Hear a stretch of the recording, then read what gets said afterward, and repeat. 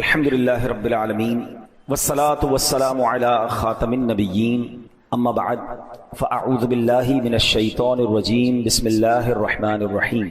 پڑھیے الصلاة والسلام علیک یا رسول اللہ وعلی آلک واصحابک یا حبیب اللہ، الصلاة والسلام علیک یا نبی اللہ وعلی آلک واصحابک یا نور اللہ۔ درود پاک پڑھنے کے بے شمار فضائل و برکات ہیں۔ میرے آقا مدینے والے مصطفیٰ صلی اللہ تعالی علیہ وسلم کا فرمان عالی شان ہے، انی رأیت البارحۃ عجبا ورأیت رجلا من امتی یزحف علی الصراط مرۃ ویجثو مرۃ فجاءته صلاته علی فاخذت بیدہ فاقامته علی الصراط حتی جاوزا۔ کیا فرمایا میرے آقا نے کہ میں نے پچھلی رات ایک عجیب واقعہ دیکھا۔ میرا ایک امتی پل صراط پر کبھی گھسٹ کر اور کبھی گھٹنوں کے بل چل رہا تھا، اتنے میں وہ درود آیا جو اس نے مجھ پر بھیجا تھا۔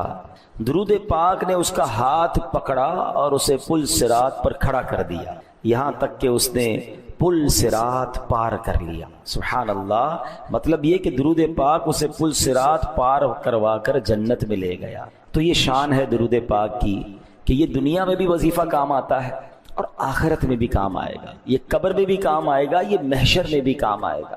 تو برائے کرم اپنی زندگی میں درود پاک کو شامل کیجئے، کثرت سے درود پاک پڑھتے رہا کریں۔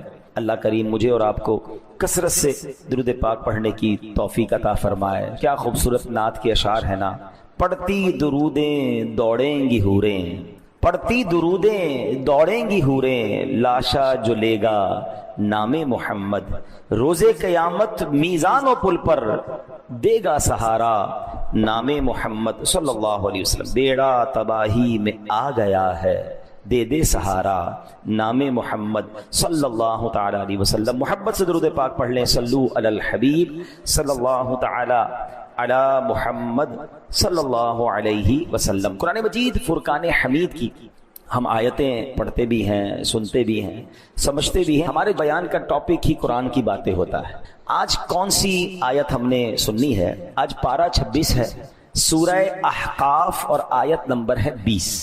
اللہ کریم قرآن مجید میں ارشاد فرماتا ہے، بسم اللہ الرحمن الرحیم، اذهبتم طیباتکم فی حیاتکم الدنیا واستمتعتم بها فَالْيَوْمَ تُجْزَوْنَ عَذَابَ الْهُونِ بِمَا كُنْتُمْ تَسْتَكْبِرُونَ فِي الْأَرْضِ بِغَيْرِ الْحَقِّ وَبِمَا كُنْتُمْ تَفْسُقُونَ۔ آسان ترجمہ قرآن کنز العرفان، اللہ قرآن میں فرماتا ہے تم اپنے حصے کی پاک چیزیں اپنی دنیا ہی کی زندگی میں فنا کر چکے اور ان سے فائدہ اٹھا چکے، تو آج تمہیں ذلت کے عذاب کا بدلہ دیا جائے گا، کیونکہ تم زمین میں ناحق تکبر کرتے تھے اور اس لیے کہ تم نافرمانی کرتے تھے۔ پیارے اسلامی بھائیوں، اس آیت کریمہ میں بات تو غیر مسلموں سے ہو رہی ہے، کیونکہ غیر مسلم روز قیامت جب اللہ کی بارگاہ میں پہنچیں گے، رسوائی ان کا مقدر ہوگی، رحمت سے محروم اور جہنم کے حقدار ہوں گے۔ ان سے کیا کہا جائے گا؟ اذهبتم طیباتکم فی حیاتکم الدنیا واستمتعتم بها، تم اپنے حصے کی پاک چیزیں اپنی دنیا ہی کی زندگی میں فنا کر چکے، ان سے فائدہ اٹھا چکے ہو۔ فَالْيَوْمَ تُجْزَوْنَ عَذَابَ الْهُونِ بِمَا كُنْتُمْ تَسْتَكْبِرُونَ فِي الْأَرْضِ بِغَيْرِ الْحَقِّ وَبِمَا كُنْتُمْ تَفْسُقُونَ، تو آج تمہیں ذلت کے عذاب کا بدلہ دیا جائے گا، کیونکہ تم زمین میں ناحق تکبر کرتے تھے اور اس لیے کہ تم نافرمانی کرتے تھے۔ اول تو غیر مسلموں کو روز قیامت ذلت کا عذاب تو ہوگا، مگر اس مقام پر آخرت کے اس عذاب میں گرفتار ہونے کی 3 ریزنز بیان کیا۔ اب ہم نے یہ دیکھنا ہے، ہم تو ایمان والے ہیں نا، ہم تو مسلمان ہیں، لیکن جس وجہ سے غیر مسلموں کو عذاب دیا جائے گا، کہیں وہ عادتیں ہم میں تو نہیں آ گئی؟ وہ 3 عادتیں کیا ہیں؟ اب سنیے قرآن نے کیا کہا۔ نمبر 1 تکبر، کہ یہ بے ایمان لوگ حق کے مقابلے میں تکبر کرتے تھے۔ نمبر 2 اللہ پاک کی نافرمانی کی کیونکہ ایمان قبول نہیں کیا۔ نمبر 3 لذتوں میں مشغول ہو کر سب نعمتیں دنیا ہی میں ختم کر لینا، آخرت کے لیے کچھ بھی نہ بچانا۔ یہ 3 چیزیں ان کے عذاب کا باعث بنی، ان کی سزا کا باعث بنی۔ اب ذرا غور کیجئے، اس میں ایک بات جو آج ہم ڈسکس کریں گے کہ دنیاوی لذتوں اور عیش و عشرت کو اختیار کرنے پر غیر مسلموں کی مذمت کی گئی اور انہیں ملامت کی گئی. اسی لیے نبی پاک علیہ الصلوۃ والسلام، آپ کے صحابہ کرام علیہم رضوان، امت کے دیگر نیک لوگ دنیا کی عیش و عشرت اور جناب صرف لذتوں اور سے کنارہ کش رہتے تھے اور زہد و قناعت والی زندگی گزارنے کو ترجیح دیتے تھے تاکہ آخرت کا ثواب زیادہ ہو، آخرت میں زیادہ برکتیں ملیں.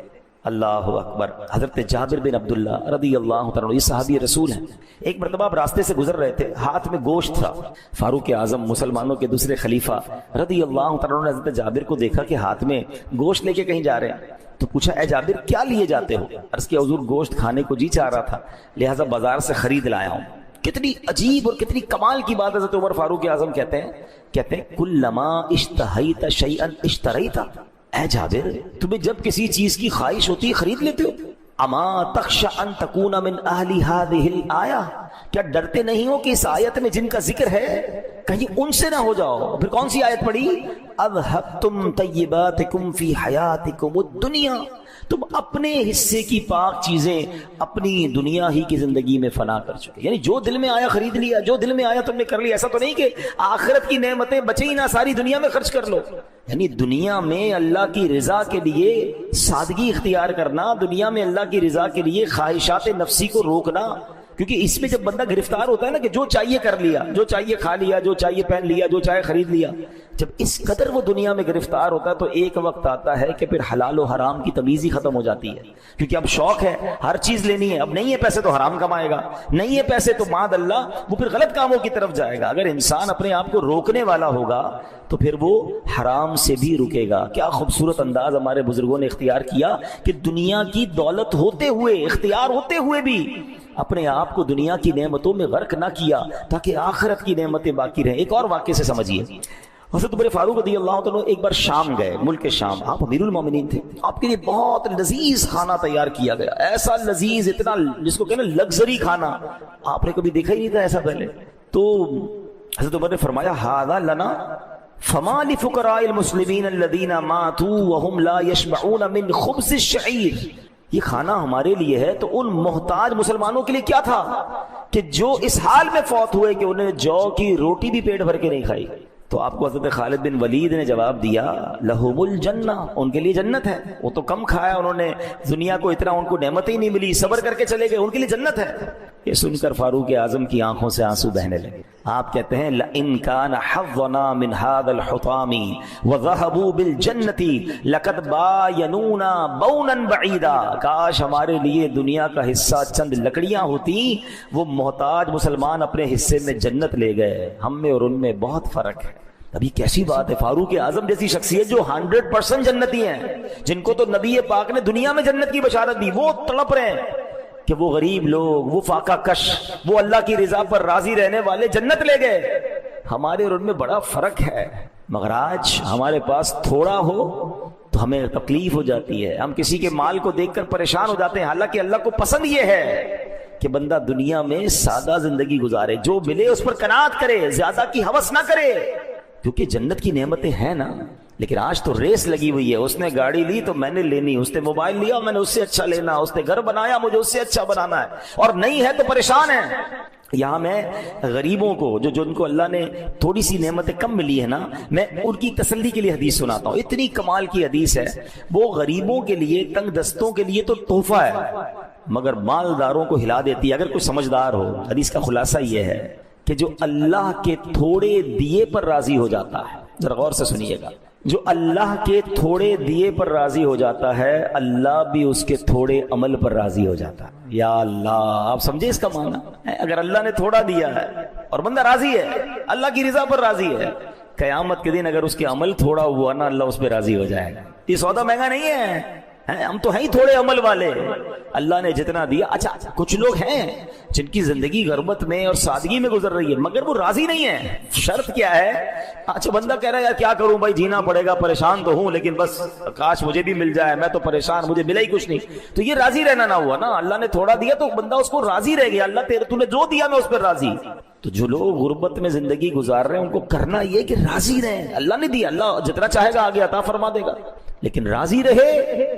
اللہ تھوڑے عمل پر راضی ہو جائے گا. اس کا اپوزٹ سمجھیں کہ پھر جس کو زیادہ دیا ہے اور قیامت کے دن اس سے زیادہ عمل مانگ لیا گیا تو اس کا بنے گا کیا؟ تو زیادہ کی خواہش تو لوگ کرتے ہیں مگر کیا اعمال زیادہ ہوتے ہیں؟ بلکہ یہاں تو معاملہ الٹا ہے. غریب آدمی بیچارہ مسجد بھی آ رہا ہوتا ہے, ذکر و اذکار بھی کر رہا ہوتا ہے, کچھ خوف خدا بھی دل میں ہوتا ہے, مگر جیسے ہی مالدار بنا دیا جاتا ہے مسجد سے بھی دور اور برائیوں میں پڑ جاتا ہے. تو بعض اوقات تو مال آ کر بندہ رب سے دور ہو جاتا ہے. تو ایسے مال کا کیا کرنا ہے؟ تو اللہ کرے کہ یہ بات سمجھ آ جائے کہ ہمیں اللہ کی رضا کو مقدم رکھنا ہے. حضرت مولا علی شیر خدا کی غرض بات سنیے گا, کیا گہری بات فرماتے ہیں. آپ سے سوال ہوا دنیا کے متعلق آپ کیا فرماتے ہیں؟ فرمایا حلالھا حساب و حرامھا عذاب. یہ دنیا کیا ہے؟ کہتے دنیا کی حرام چیزوں پر عذاب ہے اور حلال نعمتوں کا روز قیامت حساب ہوگا. یعنی دونوں صورتوں میں ہم مشکل میں ہے نا. عذاب تو اللہ معاف کرے, اللہ سے ہم دعا کرتے ہیں ہم میں سے کسی کو بھی عذاب نہ ہو. حرام کمانے والے کو تو عذاب ہوگا, مگر ایسا نہیں کہ حلال آپ کو ملا تو اس کا حساب نہیں ہوگا, حساب اس کا بھی ہوگا. ذرا تصور کریں کہ قیامت کا دن 50,000 سال کا دن ہو, سب اگلے پچھلے حاضر ہوں, میزان عمل رکھ دیا جائے, سورج گرمی برسا رہا ہو, تانبے کی زمین خوب دہک رہی ہو, اور اس حالت میں اگر حساب دینا پڑا حلال چیزوں کا. حرام پر تو عذاب ہے مگر تمہیں حلال مال دیا گیا, تمہیں لباس دیا گیا, گھر دیا گیا, اولاد دی گئی, نعمتیں دی گئی, عزت دی گئی, حساب دو. تو ایسی افراتفری میں کیسے حساب دے سکیں گے؟ اب اس بات کو اس طرح سمجھیے. حضرت حاتم اصم رحمت اللہ تعالی بہت بڑے اللہ کے ولی ہیں. ایک مالدار شخص آپ کے پاس آیا اور آ کر کہا کہ حضور آپ کی دعوت کرنی ہے. اللہ والے ویسے بھی دعوت میں جاتے نہیں, آپ اسے انکار کرتے رہے, وہ ضد کرتا رہا. کہتا اچھا ٹھیک ہے اگر بلا ہی رہے ہو تو میری 3 شرطیں ہیں, ان شرطوں کو مانو گے تو میں نے تمہارے گھر پہ آنا ہے. کہتا بس حضرت جو آپ کی شرط ہوگی مانوں گا, آپ میرے گھر آ جائیں. شرطیں تو بتائیے. فرمایا پہلی شرط یہ ہے جہاں چاہوں گا وہاں بیٹھوں گا. دوسری شرط جو چاہوں گا کھاؤں گا, پھر اس کے بعد جو کہوں گا وہ کرنا پڑے گا. تیسری شرط یہ ہے. کہتا حضرت تینوں شرطیں منظور. اب جب حضرت نے اوکے کر دیا, ڈیٹ فکس ہو گئی, اس نے پورے شہر میں اعلان کر دیا, بڑے بڑے لوگوں کو بلایا کہ مبارک ہو میرے گھر پہ حضرت حاتم اصم رحمت اللہ تعالی علیہ آ رہے ہیں. بڑی شاندار دعوت, طرح طرح کے کھانے, زبردست قسم کا اس نے پوری تیاری کر لی. لوگ آ گئے, حضرت حاتم اصم رحمت اللہ تعالی کا انتظار. آپ جیسے ہی آئے, جہاں جوتے پڑے تھے نا لوگوں کے, وہاں حضرت حاتم اصم بیٹھ گئے. کھانے کا ٹائم ہوا, اپنی جھولی سے ایک سوکھی روٹی کا ٹکڑا نکالا اور حضرت حاتم اصم نے وہ ٹکڑا کھانا شروع کر دیا. اب بڑا سا چولہا لاؤ اور اس کے اوپر ایک بہت بڑا توا رکھو. چولہا جلایا گیا, توا رکھ دیا گیا, توا لال ہو گیا, اتنا جلا کہ وہ ریڈ ہو گیا, سرخ. حضرت حاتم اصم نے اپنے جوتے اتارے اور اس توے پہ کھڑے ہو گئے اور کہتے ہیں یا اللہ میں نے آج کے کھانے میں ایک سوکھی روٹی کھائی ہے. یہ کہہ کے نیچے آ گیا. اب سارے لوگوں سے کہا کہ سب اپنے چپل اتاریں, اس توے پہ کھڑے ہو کے بتائیں آج کیا کیا کھایا ہے. لوگوں کی چیخیں نکل گئی کہ حضرت یہ کیا کہہ رہے ہیں آپ, ہم اس توے پر کیسے پیر رکھ سکتے ہیں؟ آپ تو کرامت والے بزرگ ہیں, اللہ نے آپ کو مقام دیا ہے, ہم تو اس کے قریب نہیں جا پا رہے, آپ کہہ رہے اس پہ کھڑے اور پھر سارا حساب دیں, کتنی روٹیاں, کتنے سالن, کتنی بوٹیاں, کتنی سویٹ ڈش, کتنے پانی, کتنے شربت, اتنی دیر میں تو جل کے خاک ہو جائیں گے, ہم نہیں کر سکتے. اب اللہ والے تھے نا. اب جو حضرت حاتم اصم نے جواب دیا, actually this is the message, ذرا غور سے سنیے. آپ نے فرمایا ہے لوگوں تم سے اس توے پر کھڑے ہو کر جو دنیا کی آگ سے تپا ہوا ہے, ایک دن کے کھانے کا حساب نہیں دیا جا رہا, ساری زندگی کا حساب دینا ہوگا. کیسے دو گے حساب؟ لوگ دھاڑے مار مار کے رونے لگے ہیں. لوگ پھر حضرت حاتم اصم نے سمجھایا کہ توبہ کرو, زندگی ایسی گزارو کہ اللہ کی بارگاہ میں شرمندگی نہ ہو. حلال کمانا بڑی بات ہے مگر اس حلال کو حلال جگہ پر خرچ بھی تو کرنا ہے نا. کچھ لوگ بعض اوقات حرام کمانے سے بچ جاتے ہیں, اچھی بات ہے, بالکل حرام نہیں کمانا چاہیے. جھوٹ بول کر, دھوکہ دے کر, رشوت, کسی طرح اگر بچ بچا کے آپ نے حلال کما لیا دیٹس گریٹ. مگر یہ دیکھیے کہ خرچ بھی حلال کر رہے ہیں کہ نہیں. کمایا حلال میں, خرچ حرام میں ہو رہا ہے. ناچ گانے, ڈھول تماشے, گھر میں شادی ہوئی تو فنکشنز ہیں, بچوں کی خوشی کے لیے کر رہا ہوں. جناب کیا کریں, کرنا پڑتا ہے. ہمارے یہاں آئے دن شادیوں میں ہم سنتے ہیں کہ فلاں کو بلایا, کروڑ روپے دے دیے, فلاں ناچنے والے کو بلایا, 1.5 کروڑ روپے کا فنکشن کروایا. اس ایک ایک روپے کا حساب حضرت حاتم اصم کہہ رہے ہیں اس توے پہ کھڑے ہو کے آج کے دن کا کھانے کا حساب دو. لوگ کہتے ہیں ہم نہیں کھڑے ہو سکتے, تو بتائیں نا قیامت کے دن کھڑے ہو کر اس پوری زندگی کا حساب, یہ تمام گناہوں کا حساب, ان تمام عیاشیوں کا حساب کیسے بنے گا؟ نہ کریں ایسا. ایک ایک نعمت کا سوال ہوگا, ایک ایک نعمت کے بارے میں کوشچن ہوگا. اور یہ میں نہیں کہہ رہا, قرآن کہتا ہے ثم لتسألن یومئذ عن النعیم, پھر بے شک ضرور اس دن تم سے نعمتوں کے متعلق پوچھا جائے گا. غور کیجئے، کیا ہمارے پاس جواب ہے کہ اللہ نے ہمیں مال دیا، گھر دیا، عزت دی، دولت دی، شہرت دی، اولاد دی، فیملی دی؟ کیا اس کا جواب دے سکیں گے کہ ہم پراپر استعمال کر رہے ہیں؟ اب اپنی باڈی کو دیکھ لینا، آنکھیں دی، آنکھوں سے کیا ہو رہا ہے؟ اللہ نے اس لیے دی کہ نافرمانی کی جائے۔ ہاتھ دیے، ہاتھوں سے لوگوں کی مدد ہو رہی ہے، ہاتھوں سے اچھے کام ہو رہے ہیں، ہاتھوں سے زیادتیاں ہو رہی ہیں۔ پیر دیے، پیر سے اللہ کے گھر کی طرف چلتے ہیں، اسی پیروں سے غلط کاموں کی طرف جا رہے ہیں۔ غور کریں، ثم لتسألن یومئذ عن النعیم، ایک ایک نعمت کے بارے میں سوال ہوگا۔ کاش ہم نعمتوں کو صحیح استعمال کرنے والے بن جائیں۔ اے میرے پیارے اسلامی بھائیوں، آپ نے سنا کہ غیر مسلموں کو یہ کہا جائے گا کہ تم نے دنیا میں نعمتیں یوز کر لی، آخرت کے لیے کچھ بچا کر نہیں رکھا۔ کہیں ایسا نہ ہو کہ بس دنیا دنیا، یہاں کی لذت، یہاں کی چیزیں، اور بندہ یہاں ایسا غرق ہو جائے کہ پھر آخرت کے لیے اس کے پاس کچھ نہ بچے۔ ایک بار مسلمانوں کے دوسرے خلیفہ حضرت عمر فاروق اعظم رضی اللہ تعالیٰ عنہ بارگاہ رسالت میں حاضر ہوئے۔ دیکھا کہ ایک چمڑے کا تکیہ ہے جس کے اندر کھجور کی چھال ہے۔ سرکار علی وقار علیہ السلام، اللہ کے حبیب علیہ السلام، اس تکیے سے ٹیک لگائے خردرے بان سے بنی ہوئی چارپائی پر لیٹے ہوئے ہیں۔ بڑی سی، جس کو خردرا ہوتا ہے نا، اس کی ڈوری جو ہوتی ہے، کورس فائبر کارڈز ہوتی ہیں، خردرے بان کی وہ بنی ہوئی چارپائی ہوتی ہے۔ چارپائی پر کوئی بستر بھی نہیں تھا، کوئی کپڑا بھی نہیں تھا، اس ڈوریوں پر، اس رسیوں پر جو خردری تھی، پیارے آقا لیٹے ہوئے تھے۔ جب نبی پاک علیہ السلام چارپائی سے اٹھے نا، تو آپ کے جسم پر اس چارپائی کے نشان بنے ہوئے، ہائے ہائے ہائے، جن کے لیے کائنات بنائی گئی ہے، وجہ تخلیق کائنات ہے، جو ریزن آف دا اول کریشن۔ ہم کہتے ہیں نا، زمین و زماں تمہارے لیے، مکین و مکاں تمہارے لیے، چنین و چنا تمہارے لیے، بنے دو جہاں تمہارے لیے۔ ویسے نہیں کہتے، یہ حدیث قدسی اللہ فرماتا ہے، لولا کلما خلقت الافلاق، محبوب اگر تمہیں نہ بناتا تو یہ آسمان نہ بناتا۔ سارا جہان بنا حضور علیہ السلام کے لیے، اور حضور کیسے کہ ایسی چارپائی پہ آرام کر رہے ہیں کہ جسم پر نشان ہو گئے، کھجور کی چھال کا تکیہ۔ حضرت عمر نے دیکھا تو آپ کی آنکھوں سے آنسو بہنے لگے۔ نبی پاک علیہ السلام نے اپنے صحابی کو، اپنے عاشق زار کو، حضرت عمر کو روتے دیکھا تو فرمایا، اے عمر کیوں روتے ہو؟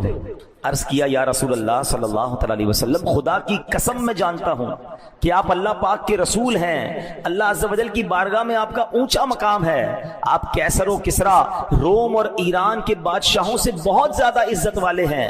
یا رسول اللہ صلی اللہ تعالی علیہ وآلہ وسلم، مجھے رونا اس بات پر آ رہا ہے کہ کیسر و کسرا یعنی دوسرے ملکوں کے بادشاہ جو ایمان والے نہیں، وہ محلات میں رہیں، نرم بستروں پر سوئیں، حضور ان کے لیے بہت کچھ ہے، اور آپ اللہ کے حبیب ہیں، آپ کا مقام و مرتبہ اتنا بڑا ہے، اور آپ ایسی زاہدانہ زندگی بسر کر رہے ہیں۔ اب غور سے نبی پاک کا جواب سنیں، کاش یہ بات ہمیں سمجھ آ جائے۔ نبی پاک فرماتے، عمر کیا تم اس بات پر راضی نہیں کہ ان غیر مسلموں کے لیے دنیا ہے اور ہمارے لیے آخرت ہے؟ یہ بات سمجھنی ہوگی، یہ دنیا ہمارا ٹھکانہ نہیں، ادھر مل جائے، یہ بھی مل جائے، وہ بھی مل جائے، یار ویسا گھر میرا کیوں نہیں، ایسا بستر میرا کیوں نہیں، ایسی گاڑی میری کیوں نہیں، ایسی لگژری لائف میری کیوں نہیں، اسی چکر میں مر گئے ہم۔ یہ دنیا ہمارے لیے نہیں ہے، ہمارے لیے آخرت ہے، اور ادھر کی نعمتیں، اللہ اکبر، حدیث کے الفاظ ہیں، جنت کی وہ نعمتیں، حدیث کا خلاصہ ہے، کسی آنکھ نے دیکھا ہی نہیں، کسی کان نے سنا نہیں، اور کسی کا اس کے دل پر گمان بھی نہیں گزرا، یعنی امیجنیشن بھی نہیں ہو سکتی۔ جنت ایسی ہے، اللہ نے ایسی تیار کر رکھی ہے، مگر کس کو فکر ہے جنت کی؟ ہمیں تو ابھی چاہیے نا، کیونکہ جنت تو بعد میں ملے گی۔ ہم اصل میں ایکچولی نفسیاتی پرابلم ہمارا یہ ہے کہ نیکی پر جو اجر ہے وہ بعد میں ملے گا، گناہ کی لذت ابھی مل جاتی ہے۔ بندہ کہتا ہے ادھر اٹھاؤ نا لذت بھائی، وہ تو پتہ نہیں ملے گی، معاذ اللہ، ایمان ہی نہیں ہے نا، وہ بھروسہ نہیں ہے۔ جس دن یہ لیول مل گیا آپ کو بھروسے کا، تو پھر دنیا کی لذتوں میں غرق ہونے کو جی نہیں چاہے گا۔ اسی وجہ سے بندہ پھر پہلے لذتوں میں غرق ہوتا ہے، جو ہمیں روکا گیا نا کہ صرف دنیا کی ہوس دل میں نہ ہو۔ کھانا پینا منع نہیں ہے، لباس منع نہیں ہے، لگژری گھر منع نہیں ہے، لیکن اگر ہر دل میں آنے والی چیز کرنے کا جی چاہے گا نا، تو ایک وقت آئے گا حلال و حرام کی تمیز ختم ہو جائے گی۔ بندہ ہر وہ چیز چاہے گا جو دل چاہتا ہے، روکنے کی تمنا ہی نہیں ہوگی نا۔ ہم اپنے بچوں کو نہیں روک پاتے کہ نہیں یار بچہ کہہ رہا ہے دے دو، حالانکہ وہ بعض اوقات غلط ہوتا ہے اس کے لیے، کیونکہ ہم نے نو کہنے کا، اپنے نفس کو منع کرنے کی عادت ہی نہیں رکھی ہے، اور اس کی وجہ سے پہلے حلال لذتوں میں، اور ایک وقت آتا ہے کہ پھر نقصان دہ لذتوں میں، اور ایک وقت آتا ہے پھر حرام لذتوں میں بندہ پڑ جاتا ہے، اور آخرت کی جو نعمتیں ہیں اس سے دور ہو جاتا ہے۔ نبی پاک کی شان کیا ہے؟ نعت کی اشعار سب کو یاد ہے، سلام اس پر کہ جس نے بے کسوں کی دستگیری کی، سلام اس پر کہ جس نے بادشاہی میں فقیری کی. یہ بات سمجھنی ہے. کچھ لوگ ہوتے ہیں غریب فقیر، ان کے ہاتھ میں نہیں ہوتا امیری، مگر میرے آقا وہ ہیں جو بادشاہ ہیں اور بادشاہی میں فقیری کی. اختیار تھا آپ کے پاس. خود فرماتے علیہ الصلوۃ والسلام کہ میں چاہوں تو یہ پہاڑ سونے چاندی کے بن کر میرے ساتھ چلنا شروع ہو جائیں، مگر حال کیا ہے؟ سلام اس پر کہ جس کے گھر میں چاندی تھی نہ سونا تھا. سلام اس پر کہ سادہ بوریا جس کا بچھونا تھا. ہوتے ہوئے بادشاہی میں فقیری کرنا، یہ سرکار دو عالم علیہ السلام کا انداز ہے. کاش یہ بات سمجھ آ جائے کہ ہوتے ہوئے بندہ سادہ لائف گزارے، اپنے نفس کو قابو رکھے. یار ہر وہ چیز نہیں کر رہی جو دل چاہ رہا ہے، اس کو روکے گا اللہ آخرت کی نعمتوں میں اضافہ فرما دے گا. ہے آپ کو چاہ رہا ہے یار میں نے بہترین خرچ کرنا ہے، تھوڑا کم کر کے کسی غریب کا بھلا کر دیں، اللہ کی راہ میں جمع کرا دیں کہ چلیں یار دین کے راہ پہ خرچ کر رہا ہوں، آخرت میں ملٹی پلائی ہو کر مل جائے گا. یہ انداز اختیار کریں انشاءاللہ. اس سے آپ کہتے ہیں نا چادر کے اندر پیر پھیلائیں گے. آج کے دن اچھے، کل دن ڈسٹرب ہو گئے تو پھر جن لوگوں کی عادت ہر چیز لینے کی، ہر خرچ کرنے کی، خدا نہ خواستہ جب ہاتھ تنگ ہوتا ہے تو بڑی تکلیف میں آتے ہیں. اور جو عقل مند مالدار ہوتا ہے وہ اپنے آپ کو اس اسٹیبلٹی کے ساتھ رکھتا ہے کہ اللہ نہ کرے کبھی آمدنی کم بھی ہو گئی تو زندگی میں کوئی بڑا اثر نہ آئے. وہ سادے کھانے، سادے لباس، سادہ زندگی، کم خرچ والی، میانہ روی والی گزارے تاکہ جناب لائف اسٹیبل رہے. اور اگر پیسے اللہ نے زیادہ دیے ہیں، کچھ لوگ کہتے ہیں یار ہے تو خرچ نہ کریں. ارے بھائی خرچ کرنے تو اسی پیسے کو جنت کے آخرت کے اکاؤنٹ میں جمع کرا دو نا. آپ کو اپنے بچوں کی شادی پر کروڑوں روپے خرچ کر کے اور اللہ کو ناراض کرنے والے کام کرنا کیوں ضروری ہیں؟ ایک صاحب مجھے ملے، بڑے اچھا ان کا ذہن ہے، ہمارے رشتہ داروں میں سے، اللہ نے ان کو بہت نوازا ہے. وہ جب بھی بچے کی شادی کرتے ہیں ایک ہی پروگرام کرتے ہیں. حالانکہ لوگ 15 پتہ ایک مہینہ شادیاں چل رہی ہوتی ہیں، شادی شروع ہوئی ہے ختم ہی نہیں ہو رہی. یہ نائٹ تو وہ نائٹ تو وہ کھانا تو وہ بے حیائی، وہ ناچ، لا حول ولا قوت الا باللہ. تو میں نے ان سے پوچھا یار آپ ایک ہی پروگرام، کمال کا جواب دیا، کیا کروڑوں روپے خرچ کر سکتا ہوں مگر میں وہ پیسے بچا کے اتنے ہی پیسوں میں کچھ غریب بچے بچیوں کی شادی کرا دیتا ہوں. فائدہ کیا ہوتا ہے کہ جن کی شادی کرواتا ہوں نا وہ ساری زندگی میرے ان بچوں کے لیے دعا کرتے ہیں جن کی ابھی شادی ہوئی ہے، تو میرے ان بچوں کی لائف بڑی اچھی گزرتی ہے. سبحان اللہ. کروڑوں روپے انہوں نے بھی خرچ کیے مگر بقیہ پیسے جنت کے اکاؤنٹ میں بھی جمع ہو گئے، وہاں ملیں گے بھی واپس انشاءاللہ. اور جن کی زندگی بن گئی، کتنا اچھا طریقہ ہے. کاش کی ذہن بن جائے کہ اگر جہاں مجھے زیادہ خرچ کرنے کو جی چاہ رہا ہے کریں، مگر اس میں جو حرام چیزیں مائنس کریں اور اس کی جگہ پر وہی پیسے اللہ کی راہ میں دے دیں، کسی غریب مسلمان کو دے دیں، اس کا گھر بنا دیں، اس کی شادی کروا دیں. وہ جب تک اس میں جیے گا آپ کے وارے نہیں آنے ہو جائیں گے نا. تو یہی تو سمجھنا ہے کہ ہر دل میں آنے والی چیز کرنے کی جب عادت ہوگی نا تو ایک وقت آئے گا کہ ایسے حرام میں مبتلا ہو جائیں گے. اور یہی بچے ہمارے ضد کر کر کے بعض اوقات حرام کاموں میں پڑتے ہیں نا، کیونکہ آپ نے منع تو کبھی کیا ہی نہیں، بیٹا جو چاہیے لے لو، ہے بچی آپ کو جو چاہیے لے لو، جہاں جانا ہے چلے جاؤ، جدھر داخلہ دینا ہے داخلہ لے لو. حالانکہ دیکھا نہیں جا رہا کہ اس سے اس کے اخلاق، اس کے اعمال، اس کی آخرت اور سب سے بڑھ کر ایمان برباد ہو سکتا ہے. اب تو پہلے سنتے تھے کہ جناب لڑکے جاتے ہیں بیرون ملک میں پڑھنے کے لیے، اور اب یہ مثالیں مل رہی ہیں کہ اکیلی لڑکیاں جا رہی ہیں پاکستان، مسلمان کے گھروں کی. کہاں گئی بیٹی یورپ گئی ہے، کدھر یوکے گئی ہے پڑھنے کے لیے اکیلی. تو کہاں رہے گی؟ پردے کا کیا ہوگا؟ شریعت کے احکام پر عمل کیسے ہوگا؟ اور ان ممالک میں کیا حال ہوگا اس کا؟ nobody cares. اس لیے پیسہ اللہ نے دیا کہ اس پیسے کا یہ استعمال. ہم اللہ کو جواب کیا دیں گے؟ کیا یہ ذمہ داری نہیں تھی ماں باپ کی؟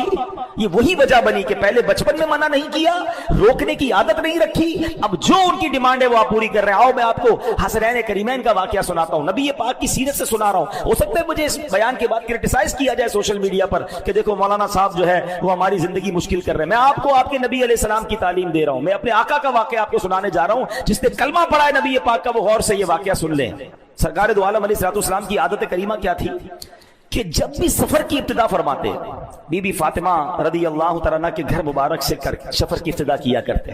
ہاں چلے یہ بھی سیکھنے کو ملا کہ بیٹی سے پیار کیسا ہوتا ہے. نبی پاک نے پریکٹیکلی بتایا کہ والد کا بیٹی سے انٹریکشن کیا ہوتا ہے. آج کل لوگ بیٹی اور بیٹے ہوں تو بیٹوں کو ترجیح دیتے ہیں، بیٹی کا خیال ہی نہیں. بیٹی کو پیار دیں، عزت دیں. نبی پاک جب بھی سفر پر جاتے بی بی فاطمہ کے گھر آتے پہلے، پھر وہاں سے سفر شروع فرماتے. اور سفر سے واپسی پر بھی سبحان اللہ سب سے پہلے خاتون جنت کے گھر تشریف لے جاتے. کیا انداز ہے نبی پاک علیہ السلام. ایک مرتبہ پیارے آقا علیہ السلام سفر سے واپس آئے تو حضرت فاطمہ تو زہرا رضی اللہ تعالیٰ عنہ کے گھر پہنچے. دیکھا کہ دروازے پر نقش و نگار والا پردہ لگا ہوا ہے اور حسنین کریمین کے ہاتھ میں چاندی کی کوئی بنی ہوئی چیز ہے. اچھا یہ دونوں چیزیں ناجائز نہیں ہیں. اپنے گھر کے باہر اگر کوئی اچھا والا پردہ لگا لے اور بچے اگر کوئی چاندی کی چیز انہیں دے دی جائے, لیکن نبی پاک کا انداز, پیارے آقا کو پسند کیا ہے؟ اللہ اکبر. پیارے آقا نے یہ دیکھا تو ملے بغیر ہی واپس تشریف لے گئے. بی بی فاطمہ سے ملاقات ہی نہیں کی. اب وہ بھی نبی پاک کی شہزادی ہے نا رضی اللہ تعالیٰ عنہ, مزاج جانتی تھی. فوراً پردہ اتارا, حسنین کریمین کے ہاتھ سے وہ چاندی کی چیز لی اور سرکار دو عالم علیہ السلام کے پاس بھیج دی. اچھا والدہ تو سمجھ گئی, بچے تو بچے ہوتے ہیں نا, وہ روتے ہوئے نبی پاک کے پاس آ گئے حسنین کریمین, اور نبی پاک سے وہ چاندی والی چیز واپس لینا چاہیے. تو سرکار دو عالم علیہ السلام نے ایک صحابی کو وہ چاندی عطا فرمائی, حکم فرمایا اسے بیچ دو اور اس کے بدلے فاطمہ کے لیے لکڑی کا بنا ہوا ہار لے آؤ. بے شک یہ میرے اہل بیت ہیں, یہ مجھے پسند نہیں کہ یہ اپنی نعمتیں دنیا ہی میں استعمال کر لیں. اللہ اکبر. آپ بتائیں گے جائز تھا, حلال تھا, مگر چونکہ نعمتوں کا اکثر استعمال اگر دنیا میں ہم کریں گے تو نبی پاک کیا فرماتے ہیں, آخرت کی نعمتیں دنیا میں استعمال نہیں کرنی. کتنی گہری بات ہے. ہم تو کہتے ہیں بچہ روتا ہے موبائل پکڑا دیتے ہیں, جان چھوٹ جاتی ہے, ناشتے میں پکڑا دو, کھانے میں پکڑا دو, سفر میں جا رہے ہیں تو اس کو موبائل دے دو. حالانکہ وہ موبائل پر کیا دیکھ رہا ہے؟ آگے بڑھتے بڑھتے اب تو 2-2 سال 3-3 سال کے بچے یوٹیوب کھول لیتے ہیں اور وہ یوٹیوب پہ کیا دیکھ رہے کوئی فکر ہی نہیں. اور اس کے دماغ کے اندر اس کے ایمان پر, اس کے کریکٹر پر, اس کی تھنکنگ پر, اس کے ایموشنز پر کس قدر وہ ایفیکٹ جا رہا ہے. ہمیں کیا پرواہ بھائی, بچہ روتا ہے میں نے دے دیا موبائل, آئی پیڈ لا کے دے دیا, فلاں چیز لا کے دے دی, بچپن سے ہی آپ نے. اچھا پھر ہم کہتے ہیں بچے سے لیتے کیوں نہیں, وہ روتا ہے. ہاں بی بی فاطمہ کے گھر سے حسنین کریمین بھی روتے ہوئے آئے تھے نا. نبی پاک نے سبحان اللہ کتنی 1450 سال پہلے ہماری تربیت فرما دی کہ بچہ روئے اور اگر کوئی چیز اس کے لیے بہتر نہیں تو اس کو رونے دو. وہ حسنین کریمین کہ جن کی آنکھ کا آنسو فرشتے برداشت نہیں کرتے تھے. اللہ اکبر. فرشتے گوارا نہ کرتے کہ حسنین کریمین کی آنکھوں میں آنسو آ جائے, مگر نبی پاک ان کی تربیت فرما رہے. ایکچولی دس از ریکوائرڈ کہ آج اپنے بچوں کو اب اس کا طریقہ ہے ماشاءاللہ, پڑھے لکھے لوگ سمجھاتے ہیں کہ یار اگر بچے کو موبائل چھڑوانا ہے تو آپ انوالو ہو جائیں. اصل میں ہمارے پاس ٹائم نہیں بچا نا, ماں باپ چاہتے ہیں ہم بھی فری رہیں, ہم بھی اپنا موبائل یوز کریں, بچے اپنا موبائل یوز کریں. ایک ہی گھر میں کبھی کبھی منظر ہوتا ہے ڈرائنگ روم میں 5-7 لوگ بیٹھے ہوتے ہیں, بیٹا بیٹی ماں باپ سب, مگر کوئی کسی سے بات نہیں کر رہا, سب اپنے اپنے موبائل پر ہیں, گھر میں رہ کر بھی اجنبی ہیں. وہ کچھ عرصہ پہلے کراچی میں کوئی پرابلم ہوئی تھی تو ایک دن کے لیے موبائل بند کیا گیا تھا, سگنل بند کر دیے گئے. تو سوشل میڈیا پہ ایک بڑی پیاری سی پوسٹ مجھے پڑھنے کو ملی کہ ایک شخص کہتا ہے بڑے دنوں بعد اپنے گھر والوں سے ملاقات ہوئی اور پتا چلا اچھے لوگ ہیں. یعنی اپنے گھر میں جا کر بھی اپنے گھر والوں سے ہماری ملاقات نہیں ہوتی, اور ہمیں یہ اندازہ نہیں کہ کمرہ بند کر کے میری نوجوان بیٹی, میرا نوجوان بیٹا یا میرا ینگسٹر, میری اولاد کیا دیکھ رہی ہے, کیا پڑھ رہے ہیں, کیا سن رہے ہیں. ایک تو اعمال برباد ہونا, ایک تو بے حیائی کی طرف چلے جانا, یہ بھی بہت بڑا مسئلہ ہے. مگر اس سے بڑا مسئلہ بتاؤں آپ کو, اس سے بھی بڑا ایک مسئلہ ہے, اور وہ ہے ایمان چلا جانا. سوشل میڈیا پہ ایسے لوگ بیٹھے ہیں جو اسلام کے خلاف بات کر رہے ہیں, جو ایگزسٹنگ آف گاڈ پر بات کر رہے ہیں, جو جناب ہماری یوتھ کو کنفیوز کر رہے ہیں, اور ہمیں فکر ہی نہیں کہ ہم اپنے بچوں کو بٹھا کر کوئی ایمان سکھا دیں, ان کو پڑھائیں کہ ہمارا اللہ کے بارے میں کیا عقیدہ ہے, نبی پاک کے بارے میں ہمارے بلیفز کیا ہیں, فرشتوں اور جنت دوزخ اور قیامت پر ہمارے کیا عقائد ہیں, اور اس کے پیچھے دلائل کیا ہیں. مسئلہ یہ کہ والد کو بھی تو نہیں پتا, بچے کو کب سکھائے گا, خود ماں کو نہیں پتا, والد کو نہیں پتا. بائی برتھ مسلمان ہے, ہمیں تو اس لیے پتا ہے میں مسلمان ہے کہ امی ابو نے مسلمانوں والا نام رکھ دیا تھا, پیدا ہوئے تو اذان کان میں آ گئی, ہم نے اسٹڈی تو کیا ہی نہیں. کچھ لوگ بائی چوائس مسلمان بنتے ہیں. دنیا میں ایسے لوگ ہیں جو غیر مسلم ہوتے ہیں, پڑھتے ہیں اور اس کے بعد سلیکٹ کرتے ہیں کہ ہاں اسلام سب سے اچھا مذہب ہے, وہ ہم سے زیادہ بعض اوقات پریکٹسنگ ہوتے ہیں, اور ہم میں سے تقریباً وہ جو بائی برتھ مسلمان ہے, پیدا ہو گئے مسلمان, اچھا نام مسلمانوں والا, مسجد جانا ہے چلو مسجد چلے جاتے ہیں, عید پڑھنی عید پڑھ لی, رمضان میں روزے رکھتے, بس دیٹس اٹ. یار بلیفز, سب سے مین چیز تو عقیدہ ہے. اللہ کے بارے میں کیا جانتے ہو آپ, نبی پاک ہمارے آخری نبی, اس کے بارے میں کیا معلومات ہے آپ کے پاس. اچھا جناب فرشتوں کے بارے میں ہم کیا کہہ سکتے ہیں, کیا نہیں کہہ سکتے, جنت دوزخ قیامت کی بیسکس ہیں, قرآن, اس لیے معلوم نہیں نا تو بے حیا, پھر بے باکی ہے, مذاق کر رہا ہوتا ہے, کوئی چٹکلے سنا رہا ہوتا ہے, کوئی کامیڈی کر رہا ہوتا ہے, معاذ اللہ کوئی فلمی گانوں میں کفریہ کلمات ہوتے ہیں, بندہ ایمان سے بھی چلا جاتا ہے, اس کو پتہ ہی نہیں کہ ایمان سے جایا کیسے جاتا ہے. یہ ہمارا حال ہو گیا ہے. سرکار دو عالم علیہ السلام کا حسنین کریمین کو رونے دینا اور ان کی چیز نہ دینا, یہ سکھا رہا ہے ہمیں کہ ہمیں اپنے بچوں کی تربیت کیسے کرنی. ہر وہ چیز جو مانگے وہ دینے والی نہیں ہوتی. اب آپ کہیں کیا کریں, بچے روتے ہیں, آپ کو انوالو ہونا پڑے گا. آپ موبائل لے لیں اور خود انوالو ہو جائیں, بچوں کے ساتھ کھیلیں, ٹائم دے. یہی تو نبی پاک علیہ السلام نے کیا نا, حسنین کریمین کو کاندھوں پہ اٹھایا, ان کے ساتھ دوریں لگائیں, اللہ کے حبیب علیہ السلام ہوتے ہوئے ہمارے پاس اصل میں ہم ٹائم بچانا چاہتے ہیں. ایسا نہ کریں. یہ بچے ہمارا سرمایہ ہے. یہ آنے والی نسل ہمارے مرنے کے بعد ہمارا نام باقی رکھے گی، یہ نام برباد کر دے گی. ہمارے جانے کے بعد ہمیں ایصال ثواب کرے گی، ہمارے لیے گناہ جاریہ کا باعث بنے گی. کون سوچے گا؟ پلیز. آج ہمارا ٹاپک بڑا یونیک رہا. قرآن کے ذریعے اس بات کو ڈسکور کیا کہ کافروں کی، غیر مسلموں کی ایک عادت یہ ہے کہ وہ دنیا کی لذتوں کو اس لیے حاصل کر لیتے ہیں اور دنیا کی لذتوں کو استعمال کر لیا کہ آخرت کے لیے ان کے لیے کچھ نہ بچا. تو آج ہم نے یہ جانا کہ ہر وہ چیز جو دنیا میں ہمیں اس کی طلب نہیں ہونی چاہیے. قناعت، اللہ کی رضا پر راضی، اپنی خواہشات پر کنٹرول لے سکتا ہوں مگر پھر بھی نہیں لے رہا، کیونکہ اسی سے پریکٹس ہوگی، اسی سے آپ اپنے آپ کو روک سکیں گے. آج حلال لذتوں سے روکیں گے، کل حرام لذتوں سے روکیں گے. جو چاہا کھا لیا، جو چاہا پہن لیا، جو چاہا کر لیا.